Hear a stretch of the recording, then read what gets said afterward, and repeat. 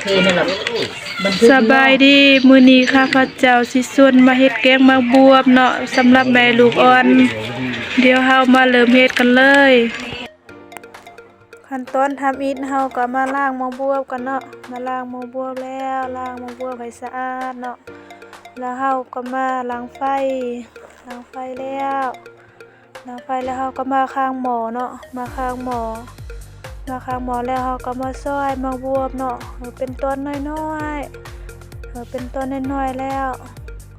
น้ำฝนเฮาก็เอาเกลือเซอเอาทิ้งเคอเซอเนาะแล้วเอาหมากบวบลงไปหลังจากฝนแล้วเฮาก็ปรุงเนาะสุกแล้วก็ปรุงลงแล้วก็ตักใส่ถ้วยเนาะตักใส่ถ้วยแล้ว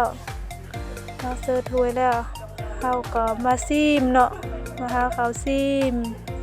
โอ้แซ่บ